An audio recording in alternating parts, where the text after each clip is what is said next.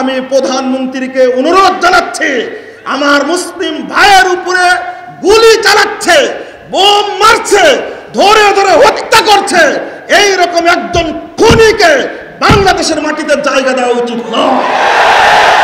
দিল্লির মুসলিম ভাইদের উপরে মোদী সরকার যেভাবে অত্যাচার নির্যাতন চালাচ্ছে, আপনারা মনে করবেন না যে এই মোদী ছাড়া পেয়ে যাবে, মায়ানমার ছাড়া পেয়ে যাবে, মুসলিমদের কান্না এক সময় কবুল হবে।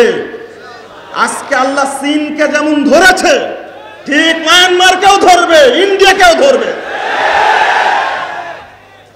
এবং আদ জাতির মতো, সামুদ জাতির মতো, ফেরাউনের মতো এদেরকে নিশ্চিহ্ন করে দেবেন ইনশাআল্লাহ। খুবাইবের ভাষায় দোয়া করছে, আপনারা আমিন বলেন। আল্লাহুম্মা আহসিহিম আদাদা ওয়াকতুলহুম বাদাদা ওয়ালা তুবকি ফিল আরদি আহাদা। আমার মা বোনদের উপর অত্যাচার চালাচ্ছ, আমরা হৃদয়ে রক্তক্ষরণ হচ্ছে, এটা সহ্য করতে পারছি না। বাংলাদেশ সরকারকে বলবো, মোদীকে এখন আমন্ত্রণ জানানোর সময় নয়।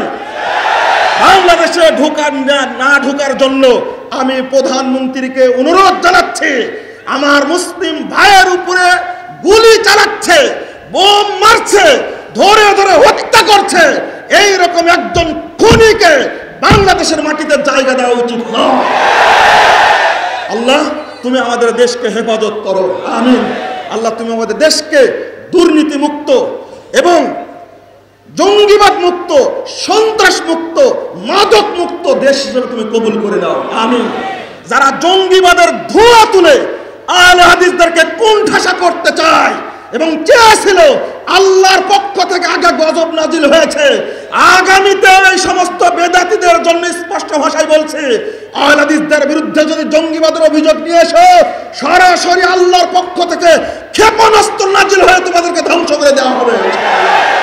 আহলে হাদিসদের প্রাণে শক্তি সঞ্চার করে আল্লাহর নবী বলে গেছেন, লা তাজালু তাইফাতুম মিন উম্মতি যাহিরিনাল হক লা ইয়াদুররুহুম মান খাযালাহুম হাত্তা ইয়াতামরুল্লাহুম কাযালিক। চিরদিন একটি দল হকের উপরে বিজয়ী থাকবে, বিদ্রোহীরা কোনো ক্ষতি করতে পারবে না, তারা ওইভাবেই থাকবে। এই ইতিমধ্যে কিয়ামত চলে আসবে, আহলে হাদিসদেরকে তোমরা কখনো কিয়ামত পর্যন্ত দমাতে পারবে না ইনশাআল্লাহ। আল্লাহ তুমি আমাদেরকে হেফাজত করো, আমিন।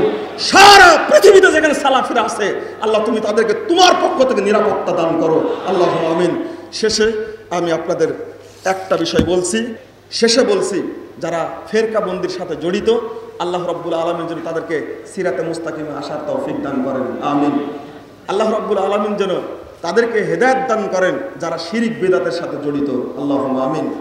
বিশেষ করে আজকের প্রোগ্রামে দোয়া করছি, এই যে করোনা ভাইরাস ঢুকেছে, যেভাবে বিশ্বব্যাপী আতঙ্ক সৃষ্টি করেছে, আল্লাহ যেন মুসলিম উম্মাকে এই ভাইরাস থেকে হেফাজত করেন, আমিন।